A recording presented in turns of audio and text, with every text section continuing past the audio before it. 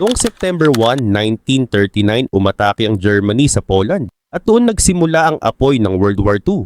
Pero sa simula, hindi ito agad digmaan ng buong mundo. Isa muna itong matinding banggaan sa pagitan ng dalawang magkalapit na bansa.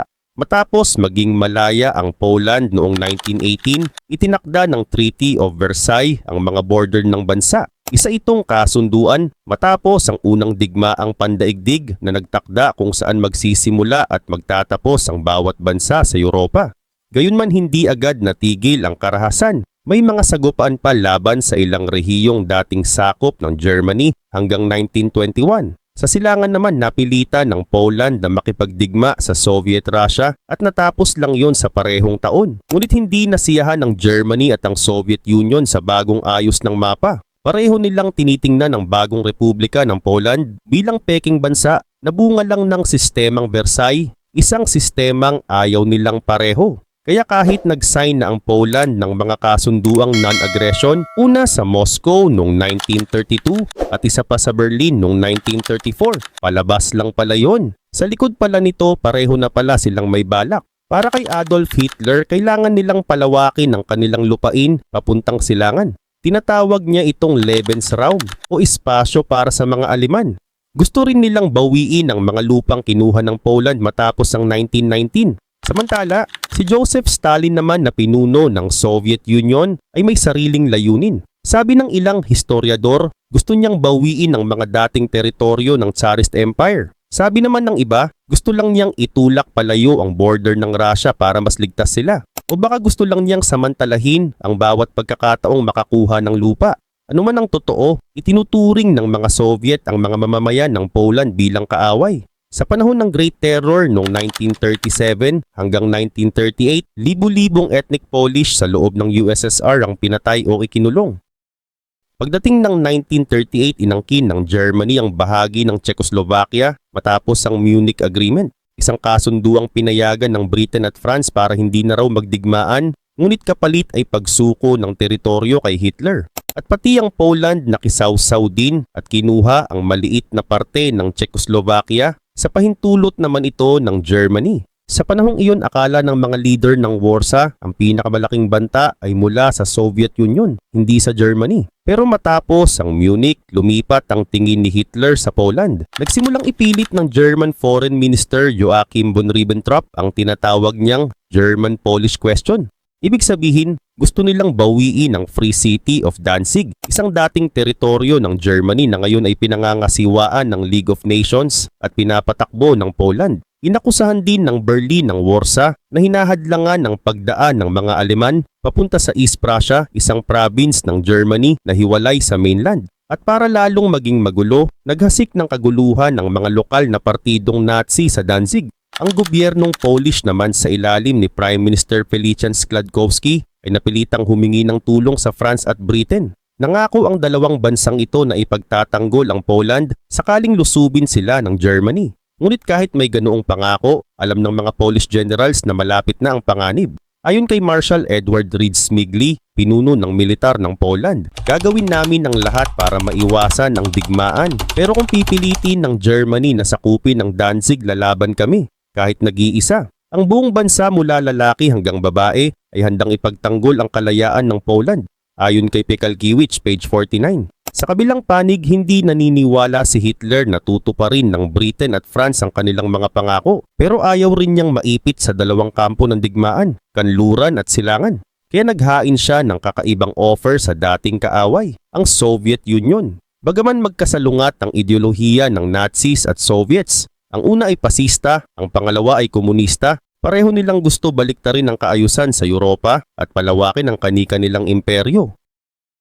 Noong August 23, 1939, ginulat nila ang buong mundo nang pumirma sila ng kasunduang non-aggression na tinawag na Molotov-Ribbentrop Pact, ipinangalan sa kanilang mga foreign minister. Ngunit may lihim na kasunduan sa likod nito, paghahati ng silangang Europa sa kani-kanilang impluensya. Pwedeng sakupin ng Germany ang dating Czechoslovakia, kanlurang Poland at Lithuania. Samantalang malaya naman ang USSR sa Finland, Estonia, Latvia, silangang Poland at Bessarabia. Nakahanda na ang entablado para sa digmaan. Sa mga huling araw ng August, nagsagawa ang mga Aleman ng 4 na false flag attacks. Ibig sabihin, sila mismo ang gumawa ng karahasan pero pinalabas na gawa ng kalaban para lang magkaroon ng dahilan na lusubi ng Poland. Ang mga tauhan ng SS Security Service sa utos ni Reinhard Heydrich ay nagbihis ng uniform ng Polish Army at umatake sa ilang target. Isang radio station sa Gleiwitz, isang customs post, train station, bahay ng isang tagapangalaga ng kagubatan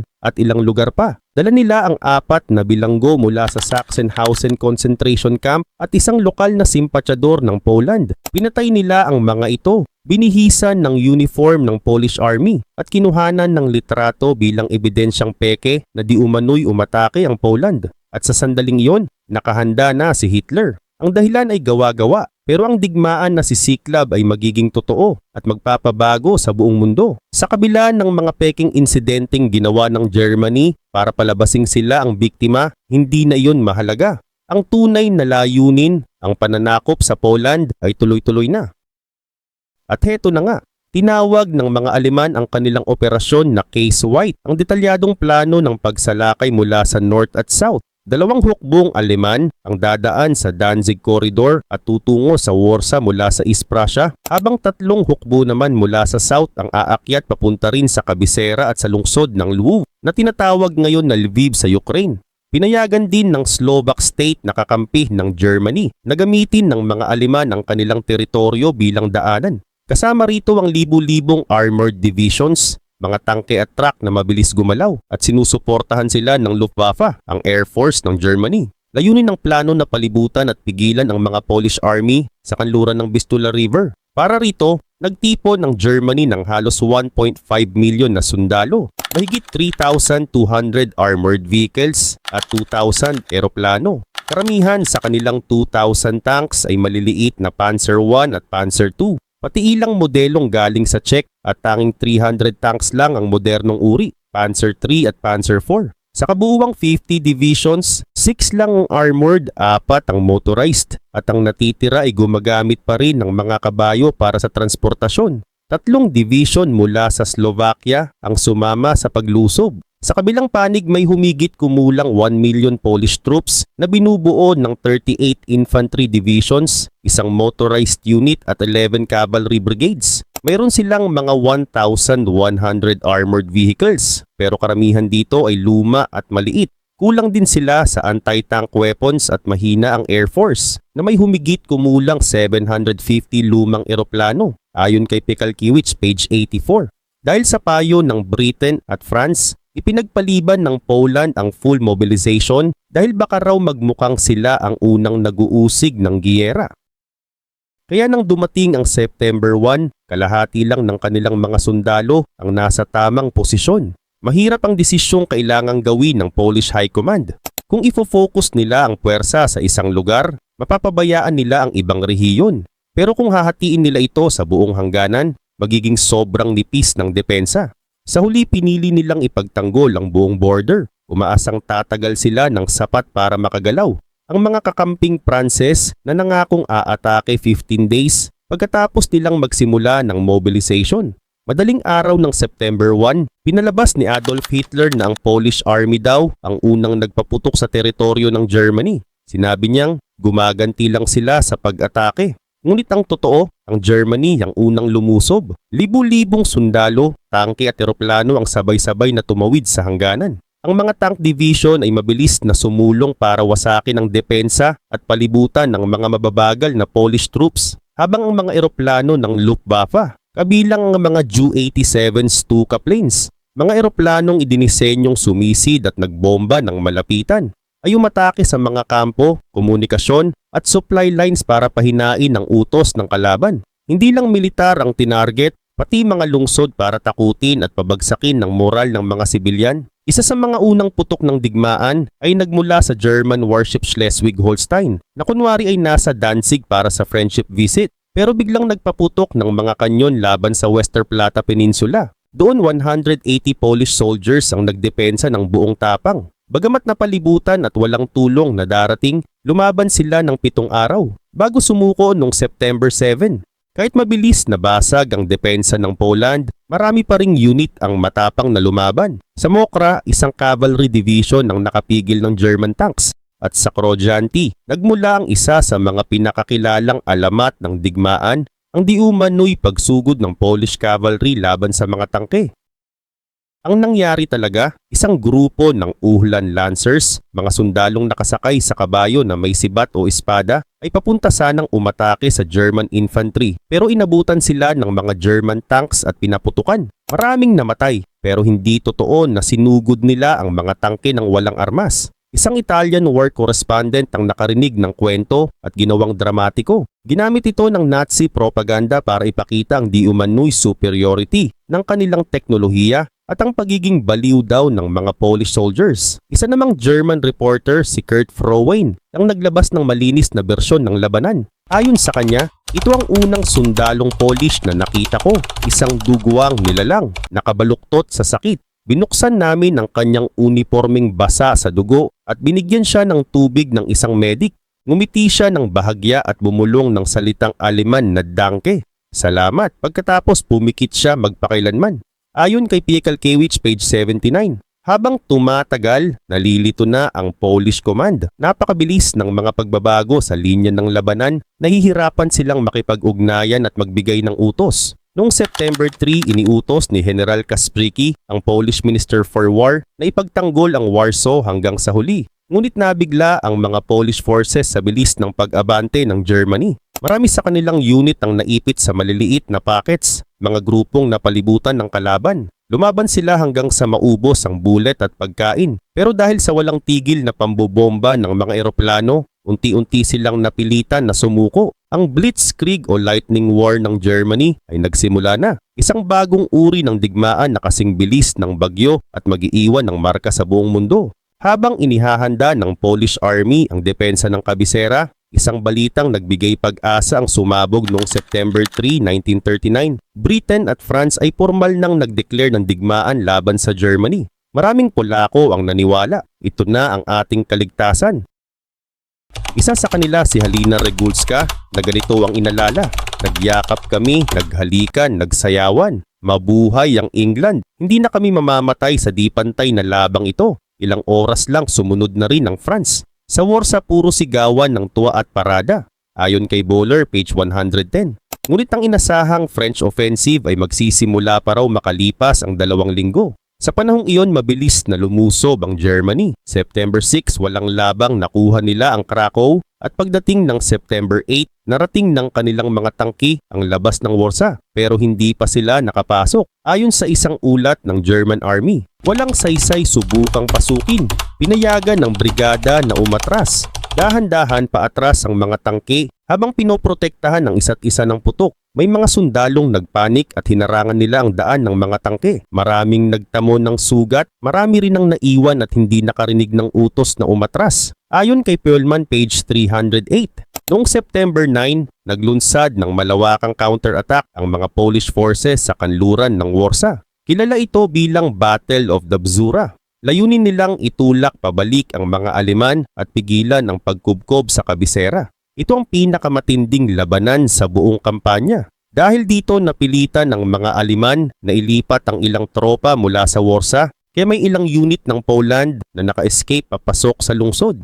Pero sa tuloy-tuloy na pambobomba at paglusob mula sa lupa, natunaw din ang natitirang depensa pagkalipas ng 1 linggo. Kasabay nito bumagsak na rin ang huling depensa ng Poland sa north, ang Wisna, na minsang tinawag na Polish Thermopylae dahil sa matinding paglaban. Isa-isa sumuko ang mga unit na napalibutan. Pagdating ng September 15, ganap ng napalibutan ang Warsaw. Hiniling ng mga Aleman ang walang kondisyong pagsuko pero tumanggi ang mga Polako. Pinaghihinalaan ng Germany na magtatayo pa ng bagong linya ng depensa ang mga Polish troops sa east sa pagitan ng Brest-Litovsk at Lwów, ngunit nauna na roon ang mga Aleman. Habang napapaligiran ng kabisera, walang tigil na binobomba ng Luftwaffe ang mga lungsod, lalo na ang Warsaw. Ayon sa isang ulat, sa Grochow Boulevard puno ng mga tumatakas na sibilyan, bumaba ang mga German fighters sa taas na 100 metro, binaril ang mga sundalo, mga babaeng papunta lang sa farm, at maging ang mga batang naglalakad sa kalsada. Natabunan ng mga bangkay at kabayong patay ang daan hanggang gabi dahil walang gustong lumapit. Baka bumalik ang mga eroplano. Ayon kay Böhler, page 169. Habang bumabagsak ang depensa, kumapit ang Poland sa pag-asang tutulong ang mga kakampi, France at Britain. Pero imbes na tuluyang umatake sa kanluran ng Germany, kaunti lang ang ginawa ng dalawang bansa. Ng mga Pranses ay umusad ng ilang kilometro tapos umatras pabalik sa Maginot Line, ang kanilang pader-depensang gawa sa konkreto. At noong September 17, isang pangalawang halimaw ang pumasok sa eksena, ang Soviet Union. Para sa Germany, ito ang tulong na pinakahihintay. Matagal na nilang hinihikayat ang Moscow na sumali dahil natatakot ang Berlin sa posibleng reaksyon ng Britain at France. Bagamat pinayagan na ng mga Soviet ang paggamit ng kanilang mga port sa Murmansk at mga radio station sa Minsk para sa mga German, kinailangan pa nilang tapusin ang labanan nila sa mga Japanese sa Mongolia bago makagalaw. Ngunit ng sobrang bilis ng pag-abante ng Wehrmacht, nag-alala si Joseph Stalin. Baka hindi na siya hintayin ni Hitler at sakupin pati ang bahagi ng Poland na para sana sa kanila. Kaya naghanda sila ng dahilan.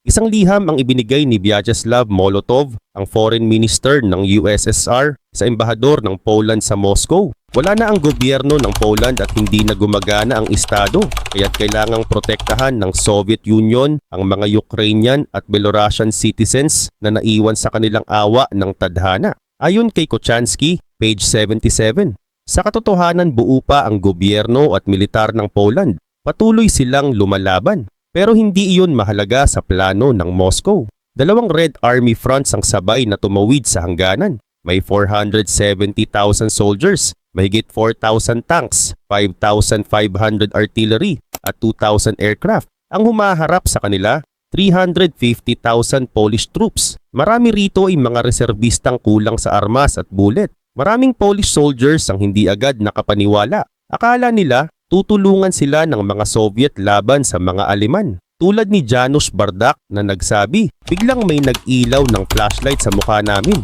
mga sundalo ng Soviet Army. Nasa malayo pa kami sa hangganan, kaya akala ko tutulungan nila kami laban sa mga Nazi. Gusto kong magpasalamat pero biglang sumigaw ang isa, itaas ang mga kamay. Ayon kay Morehouse, pahina 47, ilang lokal na Ukrainians, Belarusians at mga Hudyo ang natuwa pa noong una. Umaasang mas magiging makatao ang pamumuno ng USSR. Ngunit sa mga lugar tulad ng Grodno, ginamit ng mga Polish soldiers ang Molotov cocktails, mga bote ng gasolina na sinisindihan upang labanan ang mga tangke ng Soviet sa loob ng 2 araw. Sa Lwów, na noon ay pinapalibutan na ng German, nagmeeting pa ang mga German at Soviet commander kung magkasama ba silang aatake, pero umatras din sa huli ang Germany. Noong September 22, nagdaos ng Joint Victory Parade ang 2 panig sa Brest-Litovsk. May mga arko ng tagumpay na may swastika at red star at nag-shake hands pa sina General Heinz Guderian ng Germany at General Semyon Krivoshay ng USSR na isa pang Hudyo. Nagulat at nadismaya ang London at Paris pero wala silang lakas ng loob na makidigma pa sa Soviet Union habang nakikibaka na sila sa Germany. Tulad ng sinabi ng British Ambassador sa Moscow, si William Seeds, hindi ko makita kung anong pakinabang ang madaragdag kung makikipagdigma pa kami sa Soviet Union. Kahit gusto ko rin sanang gawin iyon kay Ginoong Molotov. Ayon kay Kochansky, page 78. Sa ilalim ng okupasyon, agad naghari ang pagkatakot sa 2 panig, German at Soviet. Dahil pareho nilang sinabing hindi na umiiral ang Poland, wala na raw karapatan ng mga mamamayan nito. Para sa mga Nazi, ang mga Slavic Poles at Polish Jews, halos 10% ng populasyon ay hindi tunay na tao. Dapat daw silang gawing alipin, patayin o palayasin. Ayon kay SS Commander Reinhard Heydrich, ang mga tao ay dapat barilin o patayin agad kahit walang prosecution. Ang mga mahihirap ay maari nating pagbigyan, pero ang mga mayayaman pari at mga Hudyo dapat patayin. Ayon kay Browning, page 17. Hindi lang ang SS ang gumawa ng karumal-dumal na krimen. Pati ilang ethnic German civilians sa loob ng Poland ay bumuo ng mga milisya at sumama sa pagpatay. Ang mga espesyal na unit na tinatawag na Einsatzgruppen ay nag-ikot sa mga bayan para barilin ng mga Hudyo at mga intelektual. Sa Przemysl, halimbawa, 500 Jews ang pinatay sa gitna ng September. Pati ang mga regular na sundalo ng Wehrmacht ay sangkot din sa pagpatay ng mga bihag at sibilyan.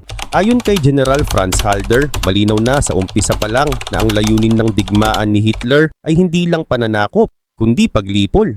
Ayon sa mga historiador, layunin mismo ni Hitler at ni Hermann Göring na lipulin ang mga mamamayang Polish. Ayon kay Browning, page 17, hindi matatawaran ang karahasang sinimulan ng mga Nazi sa Poland. Ang massacre sa Częstochowa. Sa bayan ng Częstochowa, pinaslang ng mga sundalo mula sa 42nd Division ang humigit kumulang 1,000 civilian, kabilang ang 150 Hudyo. Ginamit nilang dahilan na di umano'y nagpapaputok daw ang mga civilian sa mga German. Isang kasinungalingang hindi naman totoo. Ayon kay Helena Spielman, isa sa mga nakasaksi, sa town square, pinagsama-sama ang ilang libong tao, mga lalaki, babae at bata. Pinalibutan ng mga German soldiers na nakatutok ang kanilang mga baril. Sinuri nila ng isa-isa ang mga lalaki, Polishman o Hudyo. Kapag may nakita silang pang-shave, maliit na kutsilyo o anumang matalim, agad itong kinaladkad sa gilid ng trench at binaril sa lugar mismo. Ayon kay Boller, page 147, hindi lang dito nangyari ang ganitong karahasan. Sa iba't ibang bayan, paulit-ulit na ginamit ng mga Germans ang dahilan na may mga partisans daw o sinusugod sila ng sibilyan upang bigyang katwiran ng pagpatay. Sa loob lamang ng 5 linggo ng kampanya, tinayang 12 hanggang 15,000 na Polako ang pinatay ng mga Germans, hindi pa kasama ang mga namatay sa pambobomba mula sa kalangitan. At noong October 4, inilabas ni Adolf Hitler ang isang kautusan na nagbibigay ng amnesty. Ibig sabihin walang pananagutan sa lahat ng Germans na nakagawa ng crime sa Poland. Sa East, ganito rin ang nangyari sa ilalim ng mga Soviet. Pinatay o ikinulong ng Red Army at ng NKVD, ang lihim na pulis ng USSR, ang mga lider ng komunidad, mga opisyal, negosyante at mayayamang magsasaka. Libo-libo ang ipinadeport papuntang mga labor camp sa loob ng Soviet Union. Marami ang pinatay ng walang prosecution. Pagkatapos ng labanan sa Grodno at Lwow, ilang daang Polish defenders ang pinatay ng mga Soviet. May ilang pagkakataon din na bumawi ang mga Polako sa galit. Sa bayan ng Bydgoszcz, sa gitna ng kaguluhan, pinatay ng mga nagngangalit na sibilyan ng 223 ethnic Germans. At ayon sa ibang record, umabot pa sa 6,000 ang kabuuang bilang ng mga namatay. Ayon kay Beaver. Ngunit kahit may mga ganitong insidente, ang pangingibabaw ng mga Nazi at Soviet sa buong Poland ay tuluyang bumuo ng impyerno. Pagsapit ng huling linggo ng September, 3 na lang ang mga lugar na lumalaban, ang Modlin Fortress, Kok at ang Warsaw. Ang gobyerno ng Poland ay tumakas patungong Romania at mula roon ay nagtuloy sa France. Samantala, sinubukan ng mga Aleman na tuluyang sakupin ang Warsaw, ngunit kulang sila sa tropa at karanasan sa urban warfare. Ibig sabihin labanan sa loob ng lungsod. Sa loob ng lungsod may 180,000 Polish soldiers na bagaman kulang sa bullet at mabibigat na armas ay lumaban gamit ang mga barikada, guho at kalsadang wasak. Isang ulat mula sa German 10th Division ang nagsabi may 30 kadete na naghukay ng posisyon sa tabi ng kanyon. Kapag may tangke kaming dumating, tatayo sila at magpapaputok hanggang mamatay. Pagbagsak ng isa may susunod agad. Sa iisang baril lang, nakapagpabagsak sila ng 3 German assault guns at isang field gun. Ayon kay Wettstein, page 85. Habang lumalaban ng mga sundalo sa lupa, bumuhos naman mula sa langit ang puot ng Luftwaffe. Pinuntiryan nila ang power stations, tubig at kuryente ng lungsod. Nang wala ng tubig at ilaw, naging madilim at nakakatakot ang bawat gabi. Ayon kay Halina Regulska, isang sibilyang nanatili sa Warsaw, sa itaas namin parang nagngangalit na impyerno. Sunod-sunod na bumabagsak ang mga eroplano at sa bawat paglusob akala namin ay iyon na ang katapusan. Ang pag-asang mabubuhay ay halos naglaho. Ayon kay Böhler, page 174. Noong September 25, isinagawa ng Germany ang pinakamalaking air raid sa kasaysayan sa panahong iyon. Mahigit 370 German planes ang nagbagsak ng incendiary bombs upang pasiklabin ang apoy sa buong lungsod. Tinatayang 40,000 sibilyan ang namatay sa pambobomba. Bumuhos naman mula sa langit ang puot ng Luftwaffe. Pinunterya nila ang power stations, tubig at kuryente ng lungsod. Nang wala ng tubig at ilaw, naging madilim at nakakatakot ang bawat gabi. Ayon kay Halina Regulska, isang sibilyang nanatili sa Warsaw, sa itaas namin parang nagngangalit na impyerno. Sunod-sunod na bumabagsak ang mga eroplano at sa bawat paglusob akala namin ay iyon na ang katapusan. Ang pag-asang mabubuhay ay halos naglaho. Ayon kay Böhler, page 174. Sa gitna ng pagkawasak, nagsalita sa radyo si Stefan Starzinski, mayor ng Warsaw upang manawagan sa mga kakampi. At kayo mga kakampi naming nangako ng tulong. Ano ang ginagawa ninyo? Iyan ang tanong ng mga patay at namamatay sa aming paligid. Ayon kay Piekalkiewicz, page 194. Ilang araw makalipas noong September 26, ang tono niya ay nag-iba. Puno na ng galit at paghihiganti.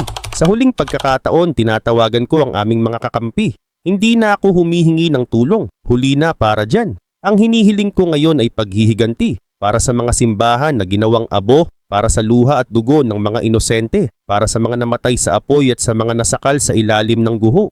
Ipahayag ninyo sa buong mundo. Warsaw ay lumalaban. Poland ay hindi patapos. Ayon kay Piekalkiewicz, pahina 214. Ngunit dumating na ang hangganan. Kakulangan sa pagkain at tubig, pagkalat ng sakit at ang walang humpay na pambobomba ang nagpilit sa mga Polish defenders na sumuko noong September 28. Kasunod nito, bumigay din ng Modlin Fortress at ang huling unit sa Kok ay lumaban pa hanggang October 6, ang huling hininga ng organisadong resistensya ng Poland. Pagkatapos ng tagpong iyon, nagsagawa ang mga Germans ng victory parade sa Warsaw. At para ipakita sa buong mundo ang kanilang tagumpay, ang lahat ay na-film ng direktor na si Leni Riefenstahl, ang parehong propagandistang gumawa ng mga pelikula ni Hitler. At sa ganitong paraan nagtapos ang unang yugto ng ikalawang digmaang pandaigdig, isang bansa ang nawasak at dalawang halimaw, ang Nazi Germany at ang Soviet Union, ang magkahawak kamay na naghati sa Poland. Habang tuluyang bumabagsak ang depensa ng Poland, ang natitirang mga unit ng kanilang hukbo ay desperadong nagtangkang tumakas patungo sa mga neutral na bansa tulad ng Romania, Hungary at Lithuania. Sa kabuuan, tinatayang between 80,000 at 200,000 sundalo ang matagumpay na nakatawid palabas ng bansa. Ngunit hindi naging madali ang pag-urong na yon. Ayon kay Captain Romuald Galicki, nagmamartsa kami sa gabi. Walang kaaway sa unahan ngunit sa mga baryo ng Stepan, Manewice at Ratno, sinalubong kami ng mga armadong pangkat na Ukrainian. Kaya napilitan kaming lumaban. Ayon kay Gross, page 20, ito'y nagpaalala ng mga lumang alitan sa pagitan ng mga lahi. Katulad ng mga kaguluhang etniko, 20 years na ang nakalipas.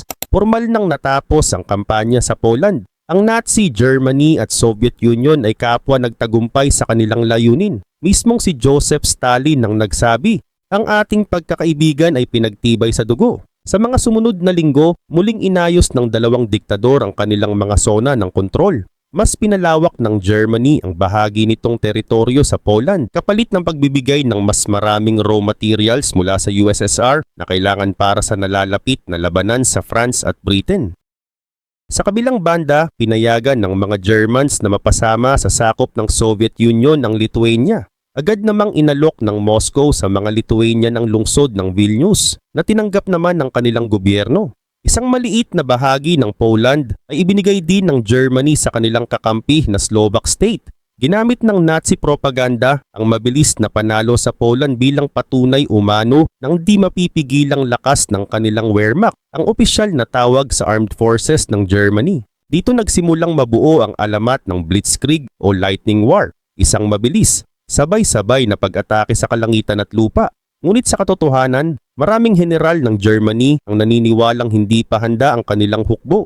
Pakiramdam nila ay minadali lamang sila ni Hitler at ng mga politiko kaya't kulang sa bullet, gasolina at supply para sa isang mahabang digmaan laban sa Britain at France. Pagkatapos ng labanan, nai-record ng Germany ang humigit kumulang 15,000 patay, 30,000 ang nagtamo ng sugat at 3,400 nawawala.